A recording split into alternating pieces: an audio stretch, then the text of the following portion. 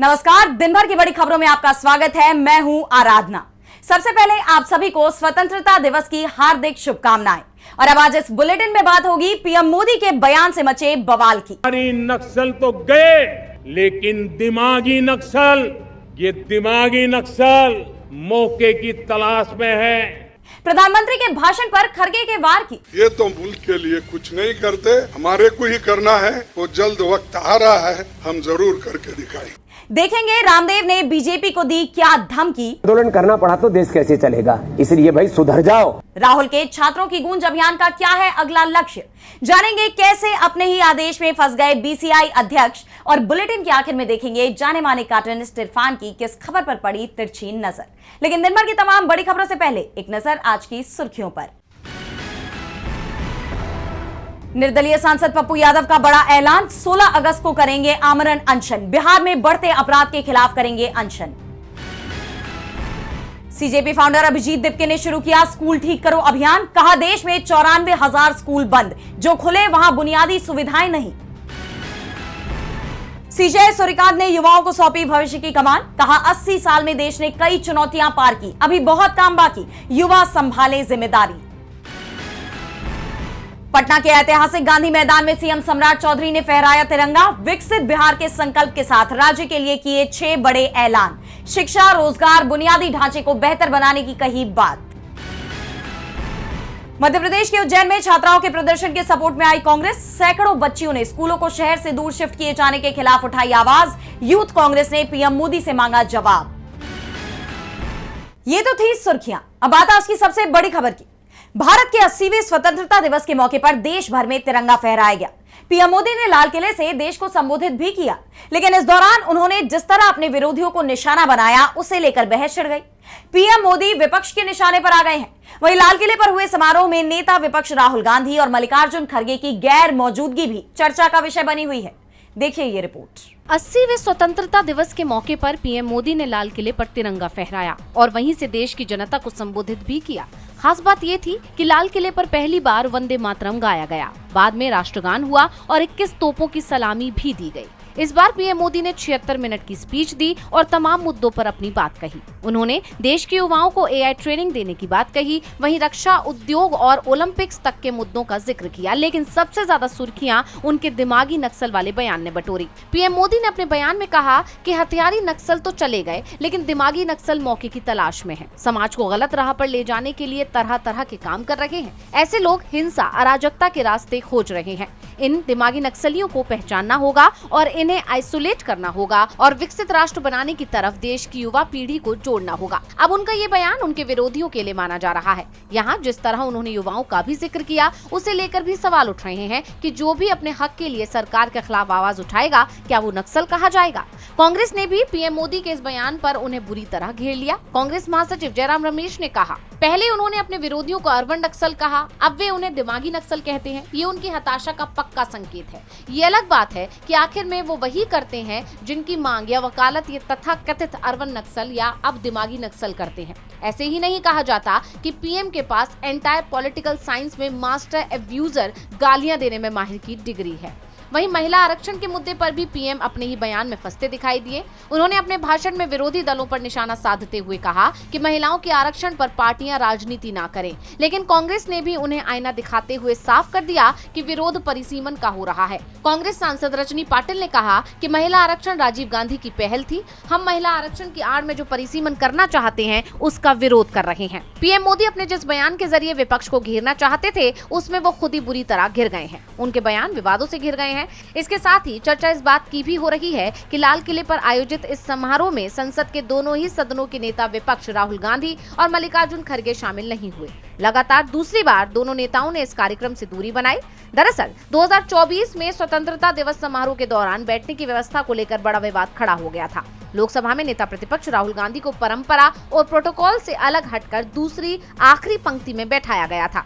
विपक्ष ने इस पर कड़ी आपत्ति जताते हुए इसे जनता का अपमान करार दिया था और उसी नाराजगी की वजह से इस बार भी दोनों नेता इस कार्यक्रम में शामिल नहीं हुए। उन्होंने कांग्रेस के समारोह में झंडा फहराया। पीएम मोदी अपने बयान से विपक्ष के निशाने पर आ गए हैं, तो सवाल उन पर कांग्रेस अध्यक्ष मल्लिकार्जुन खड़गे ने भी खूब उठाए हैं।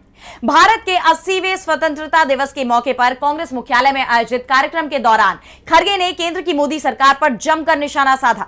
उन्होंने सरकार पर गरीबों, युवाओं और प्रदर्शनकारियों के अधिकारों को कुचलने, संसद में जवाबदेही से बचने और समाज को बांटने की राजनीति करने का आरोप लगाया है। देखिए ये रिपोर्ट। पीएम मोदी ने लाल किले की प्राचीर से अपना 13वां भाषण दिया, तो वहीं दूसरी तरफ कांग्रेस अध्यक्ष मल्लिकार्जुन खड़गे ने इंदिरा भवन से भाषण दिया। लेकिन चर्चा मल्लिकार्जुन खड़गे के भाषण की ज्यादा हो रही है, क्योंकि उन्होंने मोदी सरकार को चेतावनी देकर बीजेपी की धड़कनें बढ़ा दी हैं। मल्लिकार्जुन खड़गे ने एक बार फिर इशारों में कह दिया है कि सरकार जाने वाली है। सरकार को घेरते हुए उन्होंने कहा कि मोदी सरकार के राज में देश की हालत इतनी खस्ता हो गई है, मंदिर जैसी आस्था की जगहों पर सवाल उठ रहे हैं। खड़गे ने कहा कि देश के लिए हमें ही करना है, जिसका वक्त जल्द आ रहा है। इनके ना जेब में पैसे है, ना दिमाग में विचार है। ये तो मुल्क के लिए कुछ नहीं करते, हमारे को ही करना है। वो जल्द वक्त आ रहा है, हम जरूर करके दिखाएंगे। खड़गे ने बता दिया कि जिस तरह देश में सरकार के खिलाफ गुस्सा बढ़ रहा है, उसे देखकर ये साफ है कि सरकार के अच्छे दिन अब खत्म होने वाले हैं। इसके साथ ही खड़गे ने जेन ज़ी का जिक्र भी किया और कहा कि हम इन युवाओं के साथ हैं और उनका समर्थन करते हैं। इसके अलावा खड़गे ने चुनाव आयोग को भी घेरा और मीडिया पर भी निशाना साधा। चुनाव आयोग, न्यायपालिका, विश्वविद्यालय, जांच एजेंसियां और मीडिया सरकार के हस्तक्षेप की चपेट में है, इसीलिए जनता का विश्वास डगमगाया है। यानी देश में बढ़ता गुस्सा ही विपक्ष की ताकत बन रहा है। यही वजह है कि विपक्ष खुलकर सरकार को चेतावनी दे रहा है। खड़गे के आरोपों से बीजेपी कटघरे में खड़ी हो गई है, तो मोदी सरकार के लिए उसके ही पुराने समर्थक रामदेव के बदले तेवर भी अब सियासी चिंता बढ़ा रहे हैं। रामदेव ने देश की शिक्षा व्यवस्था और सरकारी भर्ती प्रक्रिया पर गंभीर सवाल उठाते हुए घपले और भ्रष्टाचार की बात कही है। इतना ही नहीं, उन्होंने जरूरत पड़ने पर आंदोलन का भी संकेत दिया है। देखिए ये रिपोर्ट। मोदी सरकार के खिलाफ देश भर में जिस तरह से अब गुस्सा बढ़ रहा है, उसके चलते अब सरकार का उसके कट्टर समर्थकों ने भी साथ छोड़ना शुरू कर दिया है। पार्टी के अंदर तो दबी जुबान में आलाकमान की आलोचना हो ही रही है। अब कैमरे के सामने भी लोगों ने बोलना शुरू कर दिया है, जिसमें रामदेव का नाम टॉप पर है, क्योंकि उन्होंने तो सीधे आंदोलन करने की ही चेतावनी दे डाली है। उन्होंने साफ शब्दों में कहा कि देश में बहुत घपले हो रहे हैं। ऐसे ही आंदोलन करना पड़ा तो देश कैसे चलेगा, इसलिए भाई सुधर जाओ, नहीं तो देश में आंदोलन और ज्यादा भी हो सकते हैं। आंदोलन के नाम पर मैं अराजकता, अनार्की का समर्थक नहीं हूं, लेकिन भाई ये बात तो जरूर है, देश में घपला भी बहुत है। ये घपले ठीक कर लो, नहीं तो कोई ऐसा ना हो कि बाबा रामदेव को दोबारा आंदोलन करना पड़े। रामदेव ने देश की मौजूदा शिक्षा व्यवस्था और सरकारी भर्ती प्रक्रियाओं को लेकर गंभीर सवाल खड़े किए। उन्होंने शिक्षा के क्षेत्र में बुनियादी सुविधाओं की कमी, नकल और पेपर लीक जैसी घटनाओं के साथ साथ सरकारी नौकरियों की भर्ती प्रक्रिया में कथित भ्रष्टाचार पर भी चिंता जताई। रामदेव ने सरकारी नौकरियों की भर्ती प्रक्रिया पर तीखी टिप्पणी की। उन्होंने दावा किया कि कई मामलों में रिश्वतखोरी और अपने चहेतों को प्राथमिकता देने जैसी शिकायतें सामने आती है, जिसके कारण योग्य उम्मीदवारों को नुकसान उठाना पड़ता है। रामदेव के बयान ने सियासत को गरमा दिया है, क्योंकि पतंजलि आयुर्वेद के संस्थापक रामदेव मोदी सरकार के कट्टर समर्थकों में शुमार रहे हैं। जब यूपीए सरकार के खिलाफ अन्ना आंदोलन हुआ था, तब रामदेव ने भी मोर्चा खोला था, लेकिन अब उनके सुर बदले बदले नजर आ रहे हैं और उन्होंने सीधे मोदी सरकार के खिलाफ मोर्चा खोलने का ऐलान कर दिया है, जो मोदी सरकार के लिए किसी बड़े झटके से कम नहीं है। रामदेव की चेतावनी से बीजेपी में खलबली मची हुई है, तो सरकार की टेंशन कांग्रेस सांसद राहुल गांधी ने भी बढ़ा दी है। दरअसल छात्रों के हक में कांग्रेस पार्टी लगातार आवाज बुलंद कर रही है और अब छात्रों की गूंज अभियान के तहत राहुल गांधी का अगला कार्यक्रम भी तय हो गया है, जिसे लेकर बीजेपी सख्ते में है। तो अब कहां छात्रों से मिलेंगे राहुल गांधी और क्या है ये पूरी खबर, देखिए इस रिपोर्ट में। कांग्रेस सांसद राहुल गांधी लगातार छात्रों के हक में आवाज उठा रहे हैं, उनकी परेशानियों को समझने की कोशिश कर रहे हैं। इस दौरान वो सरकार पर भी हमलावर हैं और शिक्षा व्यवस्था में कितनी खामियां हैं इसकी पोल भी खोल रहे हैं। और अब राहुल गांधी के छात्रों की गूंज अभियान का अगला स्टॉप महाराष्ट्र है। राहुल गांधी छात्रों से संवाद के लिए अब महाराष्ट्र जाने वाले हैं, जिसकी जानकारी उन्होंने खुद दी है। कांग्रेस सांसद राहुल गांधी ने सोशल मीडिया प्लेटफॉर्म एक्स पर पोस्ट किया कि क्या चाहिए देश की लड़कियों को, बराबरी, सुरक्षा, अवसर और अपनी बात कहने की आजादी। उन्हें मिला क्या है? असुरक्षा, भेदभाव और अपने असली अधिकारों के लिए बस इंतजार। अब और नहीं। 22 अगस्त पुणे, छात्रों की गूंज। जिस तरह राहुल गांधी ने अपने पोस्ट में लड़कियों का जिक्र किया है, उनसे जुड़ी समस्याओं का जिक्र किया है, उसे लेकर यही माना जा रहा है कि छात्रों की गूंज में इस बार महिलाओं और उनसे जुड़ी परेशानियों पर फोकस किया जाएगा।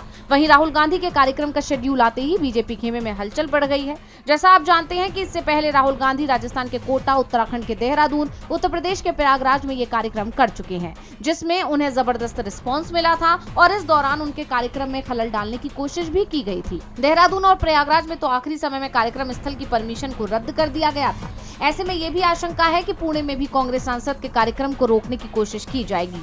लेकिन राहुल गांधी पहले ही ये साफ कर चुके हैं कि उन्हें छात्रों से बातचीत करने से कोई नहीं रोक सकता। यानी साफ है कि अब राहुल गांधी पुणे में हुंकार भरने के लिए तैयार हैं। राहुल गांधी का अभियान अगले पड़ाव की तरफ बढ़ रहा है, जिसे लेकर चर्चाएं गर्म हैं। वहीं नालसार यूनिवर्सिटी में सीजीआई सूर्यकांत को बतौर चीफ गेस्ट बुलाए जाने को लेकर शुरू हुआ विवाद भी थमने का नाम नहीं ले रहा। छात्रों और कॉकरोच जनता पार्टी के विरोध के बाद बीसीआई अध्यक्ष मनन कुमार मिश्रा ने अपना फैसला तो वापस ले लिया, लेकिन छात्रों का गुस्सा अब भी शांत नहीं हुआ है। अब गुस्साए छात्रों ने एक और बड़ी मांग कर दी है। तो क्या है ये पूरी खबर, जानेंगे इस रिपोर्ट में। हैदराबाद की national academy of legal studies and research centre यानी नालसार के छात्रों और बार काउंसिल ऑफ इंडिया यानी बीसीआई के बीच शुरू हुआ विवाद अब और बढ़ गया है। बीसीआई अध्यक्ष मनन कुमार मिश्रा ने अपना फैसला वापस ले लिया, लेकिन छात्रों का गुस्सा अब भी शांत नहीं हुआ। छात्रों की मांग है कि बीसीआई अध्यक्ष उनसे माफी मांगे। दरअसल नालसार यूनिवर्सिटी ने कॉन्वोकेशन सेरेमनी में सीजीआई सूर्यकांत को बतौर चीफ गेस्ट बुलाने का फैसला लिया था, लेकिन सीजीआई की हाल की टिप्पणियों जैसे युवाओं की तुलना कॉकरोचों से करना और छात्रों पर हुए लाठीचार्ज की वीडियो को देखने से मना करने को लेकर छात्रों ने उनके हाथ से डिग्री लेने से ही इंकार कर दिया था। इधर छात्रों ने सीजीआई का विरोध किया, तो दूसरी तरफ बीसीआई अध्यक्ष मनन कुमार मिश्रा ने नालसार के 2026 बैच के छात्रों के लिए सख्त आदेश देते हुए वकील के तौर पर उनके एनरोलमेंट पर रोक लगा दी। भारी विरोध के बाद बीसीआई ने आदेश वापस लिया और बैच के खिलाफ कार्रवाई भी खत्म कर दी, लेकिन अब छात्रों ने बीसीआई की कार्रवाई और आदेश पर गंभीर सवाल उठाए हैं। छात्रों का कहना है कि आदेश वापस लेना अपनी जगह है, लेकिन इस पूरे घटनाक्रम में जिस तरह छात्रों और शिक्षकों पर सवाल उठाए गए, उसकी जवाबदेही भी तय होनी चाहिए। छात्रों ने बीसीआई की तरफ से इस्तेमाल की गई भाषा पर भी आपत्ति जताई। बीसीआई के पत्र में यूनिवर्सिटी में ग्रुपिज्म और डर्टी पॉलिटिक्स का जिक्र किया गया था, जिस पर छात्रों का कहना है कि पत्र अभियान में शामिल लगभग हर व्यक्ति की पहचान पर निगरानी रखने की कोशिश करते। इसमें इसके आरंभकर्ताओं, ड्राफ्ट तैयार करने वालों, आयोजकों, समन्वयकों, मोबिलाइजर्स, प्रवक्ताओं, सोशल मीडिया एडमिनिस्ट्रेटर्स, छात्र संगठनों के पदाधिकारियों, फैकल्टी, रिसर्च स्कॉलर, एलुमनाई और बाहरी प्रतिभागियों की जानकारी मांगी गई थी। छात्रों ने अपना रुख साफ कर दिया है कि बीसीआई अध्यक्ष और राज्यसभा सांसद मनन कुमार मिश्रा को छात्रों से माफी मांगनी ही पड़ेगी। ऐसे में देखना होगा कि क्या बीजेपी सांसद छात्रों से माफी मांगते हैं या नहीं। नालसार के छात्रों ने बीसीआई अध्यक्ष की माफी की मांग की है। इस बीच टीएमसी सांसद महुआ मोइत्रा ने भी लोकसभा स्पीकर ओम बिरला को खत लिखकर बड़ी मांग की है। उन्होंने प्रशासन पर नादिया के सर्किट हाउस में देर रात कमरा खाली करने के आदेश देने और बाहर भीड़ के जय श्री राम नारे लगाने के आरोप लगाए हैं, जिससे राजनीतिक माहौल गर्मा गया है। तो क्या है ये पूरा मामला, जानने के लिए देखिए ये रिपोर्ट। पश्चिम बंगाल में सियासी विवाद अब एक नए मोड़ पर पहुंच गया है और इस बार मामला टीएमसी सांसद महुआ मोइत्रा से जुड़ा है। महुआ मोइत्रा ने आरोप लगाया है कि नादिया जिले के सर्किट हाउस में ठहरने के दौरान उन्हें देर रात कमरा खाली करने का आदेश दिया गया। मोइत्रा के मुताबिक वो शाम करीब 6:15 पर सर्किट हाउस पहुंची थी, लेकिन रात 9:47 पर नादिया के अतिरिक्त जिलाधिकारी ने फोन कर उन्हें जगह खाली करने को कहा। इसके बाद रात 10:52 पर उन्हें व्हाट्सएप के जरिए आदेश की कॉपी भेजी गई। इसमें बुकिंग रद्द करने की वजह वार्षिक साफ सफाई बताई गई। इस बीच मोइत्रा का दावा है कि जब उन्होंने जाने से इनकार किया तो सर्किट हाउस के बाहर भीड़ जमा हो गई और जय श्री राम के नारे लगाए गए। उन्होंने ये भी आरोप लगाया कि भीड़ उनके खिलाफ आक्रामक थी और उनकी सुरक्षा को खतरा पैदा हुआ। इस घटना को लेकर महुआ मोइत्रा ने बीजेपी पर निशाना साधा और प्रशासन पर दबाव बनाने का आरोप लगाया है। इसके साथ ही उन्होंने लोकसभा अध्यक्ष ओम बिरला को खत लिखकर महिला सांसदों की सुरक्षा और गरिमा सुनिश्चित करने की मांग की। उन्होंने कहा कि रात में अकेली महिला सांसद से आवास खाली कराने का आदेश गंभीर चिंता का विषय है। वहीं मामले पर विपक्षी नेताओं ने भी मोइत्रा का समर्थन किया। Derek O'Brien, Akhilesh Yadav, John Brittas और शशि थरूर ने इस घटना पर सवाल उठाते हुए कार्रवाई और सुरक्षा की मांग की है, जिसे लेकर अब सियासी पारा हाई है। टीएमसी सांसद के आरोपों ने देश की सियासत में महिलाओं की सुरक्षा और गरिमा को लेकर बहस छेड़ दी है। वहीं जम्मू कश्मीर में आर्टिकल 370 को लेकर जारी बहस भी खत्म होती नजर नहीं आ रही। अब एक बार फिर सीएम उमर अब्दुल्ला ने इसे लेकर मोदी सरकार पर निशाना साधा है। स्वतंत्रता दिवस के मौके पर उन्होंने इसे लेकर बड़ा बयान दिया है। तो क्या कुछ कहा उमर अब्दुल्ला ने, जानने के लिए देखिए ये रिपोर्ट। स्वतंत्रता दिवस के मौके पर जम्मू कश्मीर के मुख्यमंत्री उमर अब्दुल्ला ने पाकिस्तान की कब्जे वाली जम्मू कश्मीर को लेकर बड़ा बयान दिया है। श्रीनगर में तिरंगा फहराने के बाद अपने संबोधन में उमर अब्दुल्ला ने एलओसी के उस पार के हालात का जिक्र किया और कहा, वहां की मौजूदा स्थिति को देखकर मुझे लगता है कि करीब 80 साल पहले भारतीय नेताओं ने जो फैसला लिया था वो बिल्कुल सही था। उमर अब्दुल्ला ने 1947 के उस दौर को याद करते हुए कहा, उस समय हमलावर खबरदार हम कश्मीरी हैं तैयार का नारा लगाने वाले लोग सही थे और उस दौर में दिए गए बलिदान पूरी तरह जायज थे। मुख्यमंत्री ने पीओके में रहने वाले लोगों को लेकर भी अपनी स्थिति साफ की। उन्होंने कहा कि एलओसी के दूसरी तरफ रहने वाले लोग भारत के लिए अपने ही हैं, कोई अजनबी या बाहरी नहीं। अगर 2019 में परिस्थितियां नहीं बदली होती तो संभव है कि आज उस इलाके के लोग भारत के साथ दोबारा जोड़ने की मांग को लेकर प्रदर्शन कर रहे होते। अपने संबोधन में उन्होंने जम्मू कश्मीर विधानसभा की उन 24 सीटों का भी जिक्र किया जो पीओके के लिए निर्धारित है। इन सीटों पर फिलहाल चुनाव नहीं होते, ये खाली रहती हैं। उमर ने उम्मीद जताई है कि किसी दिन वहां के लोग इन सीटों पर आकर अपना प्रतिनिधित्व करेंगे। और बुलेटिन के आखिर में देखेंगे जाने माने कार्टूनिस्ट इरफान की किस खबर पर पड़ी तिरछी नजर।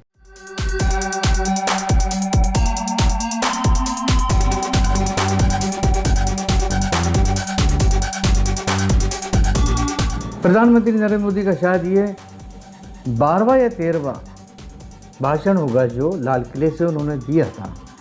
हर बार वो भाषण में कुछ भी अपनी कहानियाँ बोलते रहते हैं अपने काम के बारे में या जैसे भी आपको समझ में आए वो आप समझ सकते हैं, लेकिन कुछ शब्द वो अपने भाषण में देने की कोशिश करते हैं ताकि आपका ध्यान सिर्फ उन शब्दों की तरफ चले जाए, उन्हीं के आप आकलन करते रहें आखिर उन्होंने ये शब्द क्यों बोले हैं। तो उन्होंने एक शब्द बोला है दिमागी नक्सल।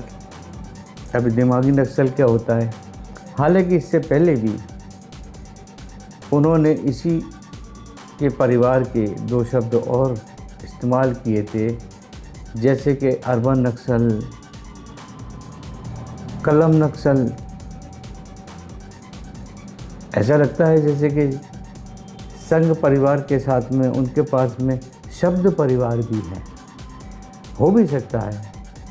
और लगता ऐसा है जैसे कि नीतियां बनाने वाले और जैसे लोग हों या ना हों, लेकिन शब्द और नारे लिखने वालों की एक बड़ी फौज उन्होंने अपने साथ में रख रखी है, क्योंकि पिछले 12 सालों से तो आखिर सबसे ज़्यादा काम यही टीम कर रही है ना।